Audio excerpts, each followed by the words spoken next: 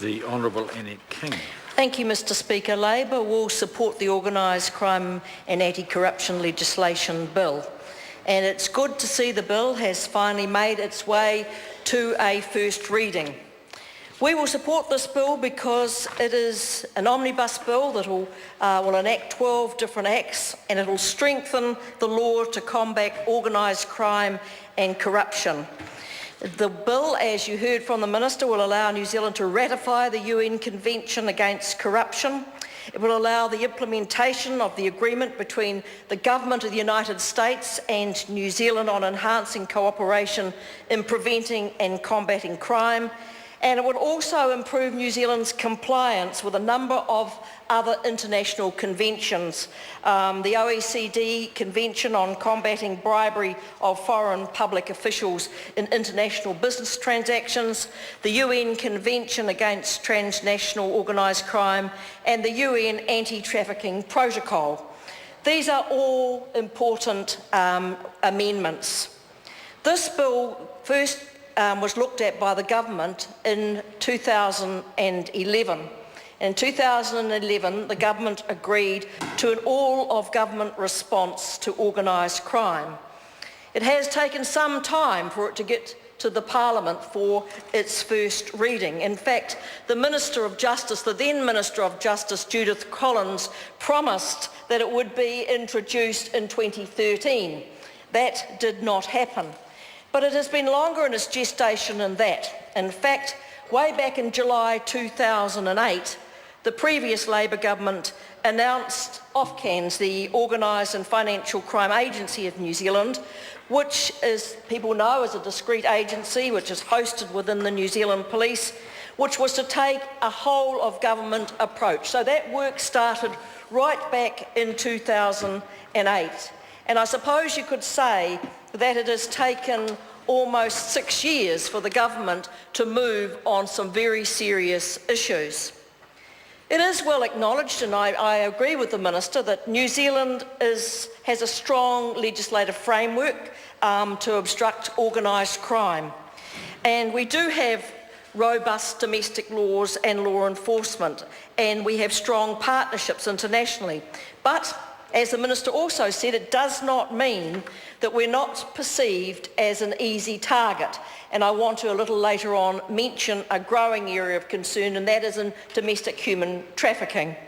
So we are a target, and we should not think that because we're at the bottom of the world and nobody really knows us, that we would not be an easy target for organised crime networks. We do have a strong and a very proud tradition of being an honest nation, that we take a strong stance against organised crime, and we are consistently ranked amongst the least corrupt countries in the world. And of course, every year we look forward to Transparency International when they bring out their report. For those who are not aware of what Transparency International is, they're a global civil society organisation, and they are there to lead the fight against corruption. So we eagerly look forward to that annual report, which ranks countries and territories based on how corrupt their public sector is perceived to be.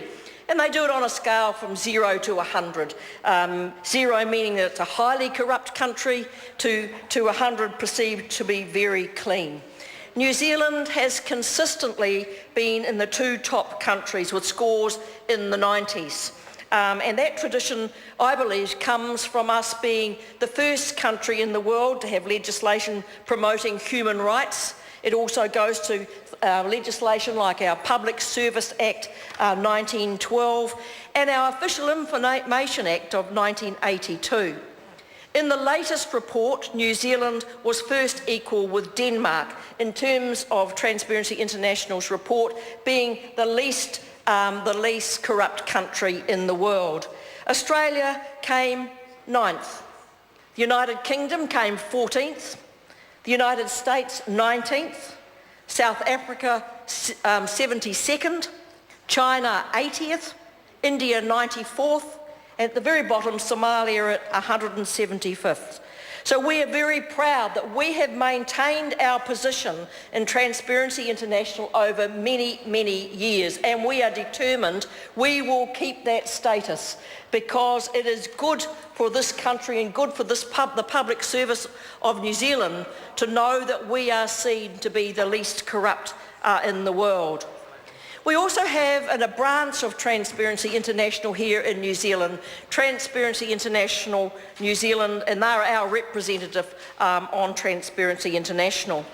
They released a report in 2013, a report that was called the Integrity Plus 2013 New Zealand National Integrity System Assessment.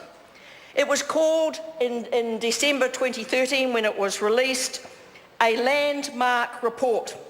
And it revealed, and I quote, serious and urgent action needed to protect and extend integrity in New Zealand. It also said recent incidents and investigations of corrupt and increasing public concern provide a compelling case for a more proactive approach to these issues. And so we have the international organisation, our own branch here in New Zealand, saying there's a compelling case. So we cannot rest on our laurels and our reputation going back many years. It is a case to have a more proactive approach on these issues. It's almost a year since that report, and finally we are getting a first reading. And I think it is time, because there have been more incidents, and one I'll talk about later, that means that we need to be more proactive. I want to mention just some of the things that make us very transparent and open and with a good reputation. And it has been the Official Information Act. The Official Information Act, the ability to give to the public of New Zealand what is happening in terms of a public service. Release information provided by a public service to a government. But we have seen a decline in the use of that act in the most appropriate way. So I believe that these issues are important to us as a country and as a parliament. We cannot allow any government, I don't care what colour they come from, we cannot allow the sort of delays and the obstructions and the tactics to stop official information being released. And it was very concerning when the leader of the government in New Zealand, the Prime Minister, said only a couple of weeks ago that the government often uses the delay of releasing information for political purposes. Unheard of for that to have been said by a leader of the government of New Zealand, using delaying tactics for political purposes in terms of the OIA. Mr. Speaker, there is a number of issues I wanted to raise, but one of them in particular has to be around the disclosures that have come out of dirty politics. And I think we need to, as a government, as a parliament, take them very seriously, because although it may not be of interest to the National Party, and we immediately hear from Nick Smith not wanting to hear this, but we are watched internationally, Mr. Speaker.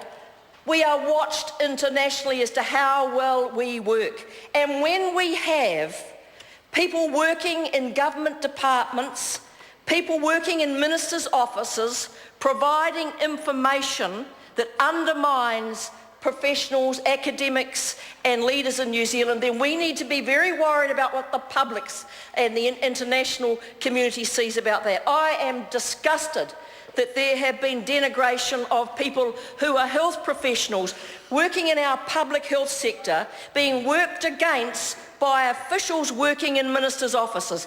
That will be known internationally. That will be seen internationally, and the questions will be asked.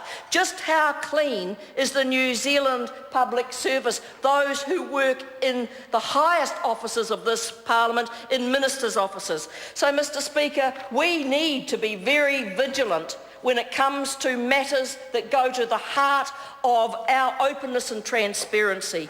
In conclusion, Mr. Speaker, I want to mention amendments to trafficking in domestic persons in New Zealand. And I am pleased to see this, because we do not see ourselves as a country. We had no experience of human trafficking.